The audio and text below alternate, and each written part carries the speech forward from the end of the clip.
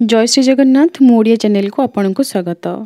आज एकादशी व्रत विषय कथा हेबा। बहुत गुड़िए प्रश्न रही था आपण मानकर एकादशी को लेकिन आज पौष मासर शुक्ल पक्ष एकादशी आपण सहित मु गोटे वीडियो शेयर करी जो पौष मास बदल में मु माघ मास कहीदे कहीं बर्तमान माघ मासर जो माघ व्रत पालन करा जाय था एक मास पर्यंत से ही व्रतर जहाँ सब पूर्व प्रस्तुति रही है से मु बर्तमान लगी पड़ी। तेणु घरे बारंबार माघ व्रत पाई ए जिनिस आण से जिनिस आण ये सब कहवा समय बारंबार माघ माघ कही कहीकि मु आपण मानकु वीडियो रे मध्य माघ कहीदे किंतु वर्तमान पौष मास चली।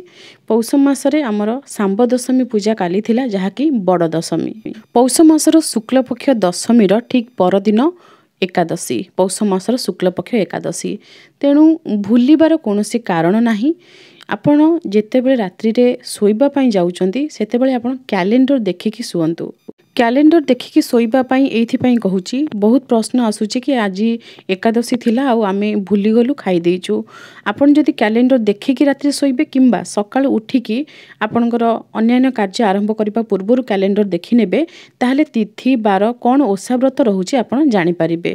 विवाहित महिला माननकु एकुटिया एकादशी व्रत करिबा पई काहेकि बारण करा जाउची, काहेकि तांको समस्ते मना करूचंती। मना करिबार कारण हेउची आमर उत्कलीय परंपरा अनुसार जणे ब्राह्मणंकर जेतेबेले मृत्यु हो जाए एवं तांको पत्नी जीवित रही थांती ब्राह्मणंकर विधवा पत्नी ब्राह्मणंकर मुक्ति पाई 24 एकादशी व्रत करिथांती। शुक्ल पक्ष एवं कृष्ण पक्ष रे जेते सब एकादशी पड़ी थाए से समस्त एकादशी जेमिति हेले सेमाने करिथांती।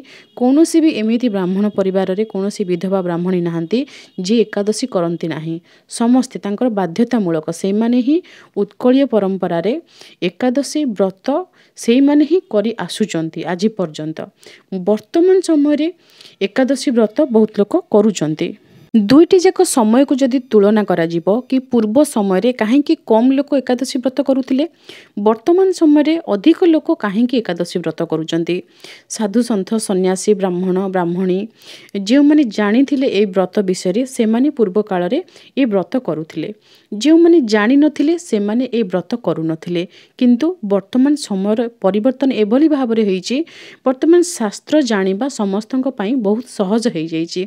समस्तक घरे वर्तमान पुराण अछि एवं पुराण रु अध्ययन करिकि जो माने व्रतर फलाफल विषय जानि पारुचंती व्रतर नियम विषय जानि पारुचंती समस्ते व्रत करिबा पई आगभर एवं एहा बहुत भल जिनिस। पूर्व काल रे महिला मानक मनरे जो भली डर थिला भय थिला कि विधवा ब्राह्मणी माने बा विधवा महिला माने कोनोसी भी वर्णर हुंतु तांको स्वामींकर मुक्ति पाई से एकादशी व्रत करिवे एई धारणाटी वर्तमान समयर महिला मानक मनरु दूर होई जाईची एवं एहाकू शास्त्र ही दूर करिचंती। पुराण पढ़िबा द्वारा ए भ्रमटी तांकर दूर होईची। वर्तमान समय बहुत कम बयसर पिला जो बयस रे आमे केवल पाठ पढ़ुथिलु खाइबा खेलिबा बुलिबा या व्यतीत आमे अन्य किछि जानि नथिलु सेई बयसर पिला माने वर्तमान शास्त्र पढ़ुचंती पुराण पढ़ुचंती भागवत पढ़ुचंती। तो बहुत किछि वर्तमान समय रे आमे जानि पारुचे जेहेतु शास्त्र आम पाखरे अछंती तेणु आमे कोनोसी भी ओषा व्रत करिबा पूर्वरु शास्त्र रे पढ़िकी आमे देखुचे कि कोनटा ठीक कोनटा भूल। तेणु जदि शास्त्र कहउचंती कि एकादशी व्रत 7-8 वर्ष बयसर पिला मध्य करि परिबे ताहाले महिला माने विवाहित हुंतु बा अविवाहित सेमान तो निश्चय करि परिबे। व्रत केबे मनरु करा जाई न थाए व्रत सबुले आत्मारु करा जाई थाए। जे पर्यंत आपनको आत्मा आपनको कहि नाही व्रत करिबा पई व्रत से पर्यंत करंतु नाही। आपण नियम पालन करि परिबे नाही संकल्प रे रहि परिबे नाही। सेमिति आपनको स्वामी जदि चाहु नाहंती व्रत करिबा पई तांकु आपण जबरदस्ती करिबे नाही। आपण एकुटिया व्रत करि परिबे। मुक्ति पाइबा पई एकादशी व्रत करा जाई थाए एवं मुक्ति कोनोसी व्यक्ति को सांगरे नै कि आपण पाई परिबे नाही। आपण सबुबले सबु जिंस त्याग करी जेउ दिन पूरा एकुटिया प्रभुंक पाखरे शरण पसिबे सेई दिन ही आपनको मुक्ति मिलिबो। एकादशी व्रत रे आमे कोन खाए कि व्रत करिबा एई प्रश्न आपणकर बारंबार रही थाए। एथि पई मोर गोटिए उत्तर रहिबो आपण फल खाइकी व्रत करंतु। फल खाइबा कथाटी को टिके विस्तृत भाव में आपन को बुझे दउची। फलरु केबे भी आपण रस बाहर करिकी पीबे नाही। ଫଳକୁ ସବୁବେଳେ ଚୋବେଇକି ଖାଇବେ। ଚୋବେଇକି ଖାଇବା ଦ୍ୱାରା ଆପଣଙ୍କର ପେଟ ବି ଭରିଯିବ ଏବଂ ଶୋଷ ବି ମେଣ୍ଟିଯିବ ଏବଂ ଅଧିକ ସମୟ ପର୍ଯ୍ୟନ୍ତ ଭୋକ ଲାଗିବ ନାହିଁ। ଆପଣଙ୍କ ପରିବାରରେ ଆପଣ ଏକୁଟିଆ ବ୍ରତ କରନ୍ତୁ ବା ଆପଣଙ୍କ ସାଙ୍ଗରେ ବୟସ୍କ ବ୍ୟକ୍ତି 2-3 ଜଣ ବ୍ରତ କରନ୍ତୁ, ଆପଣ କେବଳ ଫଳ ଖାଇକି ରହିବା ପାଇଁ ଚେଷ୍ଟା କରିବେ। କାହିଁକି ନା ଏକାଦଶୀ ବ୍ରତରେ କୌଣସି ପାକ ଦ୍ରବ୍ୟ ଗ୍ରହଣ କରିବା ଉଚିତ ନୁହେଁ। କାହିଁକି ଉଚିତ ନୁହେଁ? ଆପଣମାନେ ସମସ୍ତେ ବୟସ୍କ, ଆପଣ ସମସ୍ତେ ବଡ଼ ଏବଂ ଆପଣମାନେ ସମସ୍ତେ ଆତ୍ମାର ମୁକ୍ତି ପାଇଁ ବ୍ରତ କରୁଛନ୍ତି।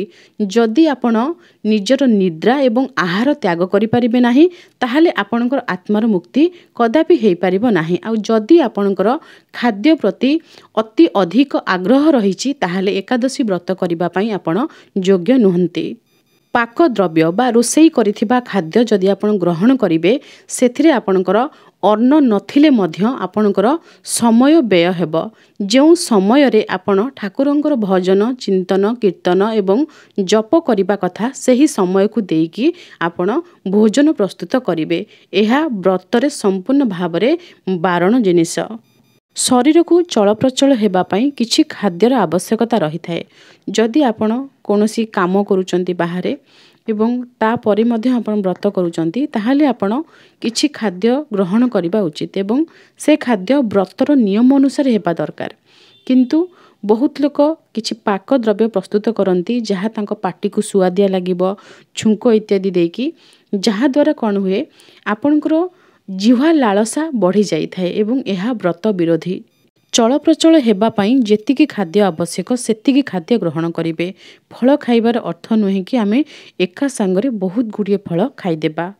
କେବଳ ସେଇ କ୍ଷେତ୍ରରେ ଆପଣ ବ୍ୟଞ୍ଜନ ପ୍ରସ୍ତୁତ କରନ୍ତୁ ଯେତେବେଳେ ଆପଣଙ୍କର ପିଲାମାନେ 7-8 ବର୍ଷର ଛୋଟ ପିଲାମାନେ ବ୍ରତ କରୁଛନ୍ତି। କିନ୍ତୁ ଛୋଟ ପିଲାମାନଙ୍କୁ ଆପଣ ବ୍ରତ ଟିକେ ଭାବି ଚିନ୍ତିକି କରେଇବେ। କାହିଁକି ନା ଗୋଟେ ଏକାଦଶୀରେ ସେମାନେ ବ୍ରତ କରିବେ, ଆଉ ଗୋଟେ ଏକାଦଶୀ କି ସେମାନଙ୍କ ଦେହ ଖରାପ ଥିବ, ତାଙ୍କର ପରୀକ୍ଷା ଥିବ, କିଛି ବି ଅସୁବିଧା, ପିଲାମାନେ ପାଠ ବି ପଢ଼ିବା ଦରକାର ନା।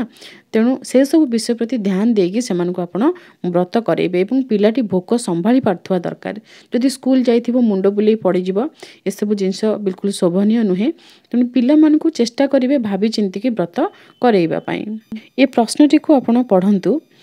ଯେତେବେଳେ ଆମେ କୌଣସି ବି ବ୍ରତ କରିଥାଏ, ବ୍ରତ ପୂର୍ବରୁ ଆମର ଏକବାର କରାଯାଇଥାଏ। ତ ଏ ଭଉଣୀ ଏକାଦଶୀ ବ୍ରତ କରନ୍ତି ଏବଂ ବ୍ରତ ପୂର୍ବରୁ ଏକବାର କରନ୍ତି। ଏ ଯେତେବେଳେ ଏକବାର କରନ୍ତି, ସେତେବେଳେ ତାଙ୍କ ଘରେ ବିରକ୍ତ ହୁଅନ୍ତି। ଏ ଭଉଣୀ ଲେଖୁଛନ୍ତି କି ସେ ପିଆଜ ରସୁଣ ଖାଆନ୍ତି ନାହିଁ। ପ୍ରଥମ କଥା, ଆପଣ ଏକବାର କରିବେ କି ନାହିଁ ସେ କଥା ଆପଣ ଚିନ୍ତା କରନ୍ତୁ। ଯଦି ଆପଣ ଏକାଦଶୀ ବ୍ରତ ସଂକଳ୍ପ କରି କରୁଛନ୍ତି, ତାହେଲେ ଆପଣ ଏକବାର କରନ୍ତୁ। ଏକବାର କରିବେ, ତା ପରଦିନ ଏକାଦଶୀ ଆପଣ ସଂକଳ୍ପ କରିବେ ବ୍ରତ ପରଦିନ ଆପଣଙ୍କର ବ୍ରତର ପାରଣା। ଏଇଭଳି ଭାବରେ କ୍ରମାନ୍ୱୟରେ 3 ଦିନ ପର୍ଯ୍ୟନ୍ତ ବ୍ରତ କରାଯାଇଥାଏ।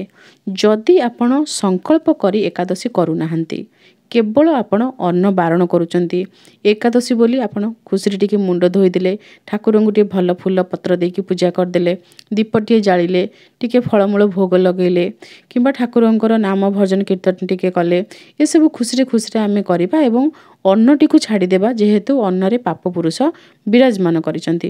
ବାସ୍ ଏତିକି ଆମେ କରିପାରିବା ଏକାଦଶୀରେ। ତ ଏତିକି ଜିନିଷ ଯଦି ଆପଣ କରୁଛନ୍ତି, ଏହା ବହୁତ ଭଲ ଏବଂ ଏହାର ମଧ୍ୟ ଫଳ ଆପଣଙ୍କୁ ମିଳିବ। ଆପଣ ଯେହେତୁ ଅନ୍ନଟିକୁ ଛାଡ଼ିଛନ୍ତି ଏବଂ ଠାକୁରଙ୍କୁ ଚିନ୍ତା କରୁଛନ୍ତି ଏକାଦଶୀରେ, ତ ଫଳ କେବେ ବି ନିଷ୍ଫଳ ହେବ ନାହିଁ। କିନ୍ତୁ ଆପଣ ସଂକଳ୍ପ କରି ବ୍ରତ କରୁନାହାନ୍ତି, ତେଣୁ ଏକବାରର ଆବଶ୍ୟକତା ନାହିଁ। ଯଦି ଆପଣ ସଂକଳ୍ପ କରି ବ୍ରତ କରୁଥିବେ, ତାହେଲେ ଆପଣଙ୍କ ପରିବାରର ଅନୁମତି ନେଇକି ନିଶ୍ଚୟ ବ୍ରତ କରୁଥିବେ ଏବଂ ସେ କ୍ଷେତ୍ରରେ ଆପଣଙ୍କ ପରିବାରରେ ନିଶ୍ଚୟ ଆପଣଙ୍କୁ ଏକବାର କରିବା ପାଇଁ ଅନୁମତି ଦେବେ, ବ୍ରତ କରିବା ପାଇଁ ଅନୁମତି ଦେବେ ଏବଂ ପାରଣା କରିବା ପାଇଁ ମଧ୍ୟ ଅନୁମତି ଦେବେ। ଏ 3 ଦିନ ପାଇଁ ଏବଂ ଯାହା ସବୁ ସାମଗ୍ରୀ ଆବଶ୍ୟକ, ଏ ସମସ୍ତ ଜିନିଷ ବିଷୟରେ ଆପଣ ପ୍ରଥମେ ତାଙ୍କୁ ଅବଗତ କରାଇବେ। ସେ ସବୁ କିଛି ଜାଣିବେ, କ'ଣ ଖର୍ଚ୍ଚ ହେବ କ'ଣ ନାହିଁ। ଅନୁମତି ଦେଲା ପରେ ଆପଣ ବ୍ରତ କରିବେ। ପରିବାରର କଥା କାଟି ଦେଇକି, ପରିବାରରେ ବିଶୃଙ୍ଖଳା ସୃଷ୍ଟି କରିକି କୌଣସି ବି ବ୍ରତ ପାଳନ କରିବା ଉଚିତ ନୁହେଁ। ଆଜି ପୌଷ ମାସର ଶୁକ୍ଲପକ୍ଷ ଏକାଦଶୀ। ଏହି ଏକାଦଶୀକୁ ପୁତ୍ରଦା ଏକାଦଶୀ ବୋଲି କୁହନ୍ତି। ପୁତ୍ରଦା ଏକାଦଶୀ ଯେଉଁମାନଙ୍କର ସନ୍ତାନ ସନ୍ତତି ହେଉନଥାନ୍ତି, ସେମାନେ ସନ୍ତାନ ଆଶାରେ ପ୍ରଭୁଙ୍କର ପୂଜା କରିଥାନ୍ତି, ଏକାଦଶୀ ସଂକଳ୍ପ କରିଥାନ୍ତି। ତ ଆପଣଙ୍କର ଏଠି ପ୍ରଶ୍ନ ନିଶ୍ଚୟ ରହିବ କି ଆମେ କେଉଁ ଏକାଦଶୀ ବ୍ରତ ପାଳନ କରିବା। ଯଦି ଆପଣଙ୍କର ପୁତ୍ରର କାମନା ନାହିଁ, ताहले कौन आपण पुत्रदा एकादशी व्रत पालन करेंगे? निश्चय पालन करेंगे। जदि आपण प्रभु को केवल मुक्ति पाई पूजा करूचंती, एकादशी व्रत आपण केवल निज आत्मार मुक्ति पाई करूचंती, ताहले प्रत्येक एकादशी आपण पालन करेंगे। आपणकर पुत्र प्राप्ति सहित कौन संपर्क नाही।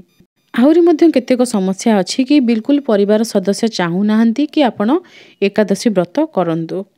तेणु सेमिति परिस्थिति रे आपण प्रथमे तांको बुझेबा पई चेष्टा करिवे। से बुझेबाटा गोटे दिनर नुहे, कोनोसी भी अबुझा व्यक्ति को गोटे दिन रे आपण बुझेई पारिबे नाही, सेति पई समय लागिब। बुझेबार शैली मध्य बहुत भल होइथिबा दरकार, जहा द्वारा कलह सृष्टि हेउ नथिबो। नम्र भावरे सबुबले आपण अनुरोध ही करिवे एवं समय आसीबो, मासे वर्षे हेई पारे समय आसीबो जेतेबेले प्रभुंकर कृपा आपनको ऊपरे हेबो, सेतेबेले आपनको परिवार सदस्य निजे ही आपनको अनुमति देबे, फलमूल आनिकी भोग लगेकी खाइबाकू मध्य कहिबे। आमे माने समस्ते संसारी, आमे संसार रे रहुचे, आमर परिवार सदस्य अछंती, बंधु बांधव अछंती, सांग साथी अछंती, एमिति विभिन्न प्रकार व्यक्तिंक सहित आमे मिसिकी रहुचे। तांको भितरु केही देववंशीय, केही मानववंशीय, केही दानववंशीय, तेणु विभिन्न लोकंकर विभिन्न प्रकारर मन, विभिन्न प्रकारर चिंताधारा। तेणु एमानकु नेइकी आमकु चलिबारे बहुत कष्ट हुए। बेले बेले एमिति जगार आमे पहुँची जाइथाय, आम सामने 3 छकी 6 छकी एई भली भाबरे रास्ता सब पड़ी रही थाए। आमे कुआडे जिबा, 6 गोटी रास्ता पड़िथिबो, आमे जिबा कुआडे, 3 गोटी रास्ता पड़िछि, आमे जिबा कुआडे। सेई परिस्थिति रे केवल आमको ईश्वर ही मार्गदर्शन करेंगे। आपण ईश्वर को ऊपर छाड़ी देबे, सी ही आपनको जो सठिक मार्ग से चलई नेबे। तरतर न होइकी धीर मन रे सब बेले अपेक्षा करिवे। ईश्वरंकर कृपा मिलवा एते सहज नुहे। जदि तरतरिया भाव में खाद्य खाइबे तंटी लागिबो, ठीक सेमिति ईश्वर को जेतेबेले आपण डाकुचंती, तांकर पादरे लीन हेबाकू चाहुचंती, तरतरिया भाव में आपण चाहुचंती कि मते ईश्वर कृपा कर दियंतु, मु जहा चाहुची सेया हे जाऊ, सेतेबेले बिल्कुल भी आपण ठाकुरंकर कृपा पाई परिबे नाही। ईश्वर कौन सब बेले विलंब रे शुणती, केबे कौन शीघ्र शुणती नाही, शुणती बेले बेले बहुत शीघ्र शुणती। आपण जानले आश्चर्य हेबे, जेतेबेले जणे व्यक्ति स्वतःस्फूर्त भाव में निजर अजाणतरे से निजे भी जानी नथिबो ता सहित कौन हेउची, किंतु पूरा दुनिया को भूली जाइथिबो एवं केवल ईश्वरंक पाखरे ही तार मन थिबो। जहाँ भी काम करूथिबो सब काम रे भूल भटका हेउथिबो, भूली जाउथिबो बहु जिंस, किंतु ईश्वरंक कथाटी को ठीक मन रखिथिबो। सेही परिस्थिति को अपेक्षा करंतु, सेही परिस्थिति को अपेक्षा करंतु ଯେଉଁ दिन आपण निज अजाणतरे ईश्वरंकर हो जाइथिबे, ईश्वर सेही दिन आपणक कथा बहुत शीघ्र शुणिबे एवं आपणकर समस्त प्रकारर इच्छा पूरण करिवे। आशा करुछि वीडियो सहायकारी होइथिबो। आज पई रहुछि। जय श्री जगन्नाथ।